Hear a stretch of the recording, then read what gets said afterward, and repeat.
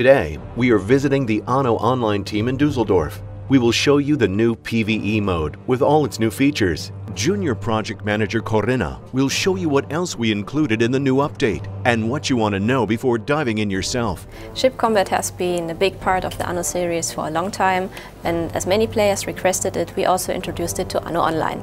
We approached combat in a way that is approachable for players of all kinds of different levels and also for new ones. The combat system of ANNO Online can be easily described as a rock, paper, scissors system. So you have the galley that is strong against the brick that is strong against the caravel, and the caravel that defeats the galley. We have different levels of difficulty in which resource management will become more and more important for the player. You can either be defensive, offensive, or use health kits in order to win the battle. For new players, in order to play the PvE feature, they will encounter it in the first half an hour of gameplay, so even new players will be able to play it rather fast. For existing players, also a tutorial will start which teaches you on how to maneuver your ships, how to build ships, how to attack your enemies, and how to use equipment like offensive or defensive items. After the tutorial, you'll also learn how to build your own ships and what to do to send them into battle. Strategy plays in combat a very important role when it comes to the most difficult maps that we have. We have different ways of approaching the final end boss. You can go the short route, which has a lot of encounters and you might take lots of damage, or you will take the long route, which has less fights, but will take longer, but you might be safer. So depending on which strategy you want to go, feel free to find the best way to defeat the pirate boss.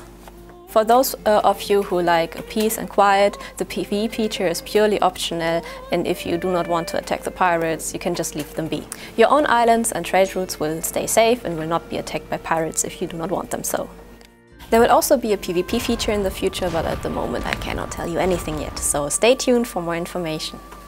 Of course, there are also new buildings introduced to ANNO Online. For one, there's a repair crane, because when you go into battle, your ships will get damaged, and in order to repair them, you need a repair crane to do so. But be careful, if you don't take care of your ships, they might sink. Also, we added a new level to the lighthouse, so that you have more shipwrights for your combat ships, and to have a better and more imposing looking lighthouse on your island. For the combat feature, we also introduced two new currencies, ammunition and ducats. Ammunition is something that you get and need for ship fights, and the ducats are what you receive when you beat the pirate boss at the end of a map. With these ducats, you're able to achieve a 10th island slot, which is very interesting for long-term players so that they can expand their economies. This is, however, not everything that has changed. Senior Art Director Armin will now demonstrate how much the graphics have improved with the new update.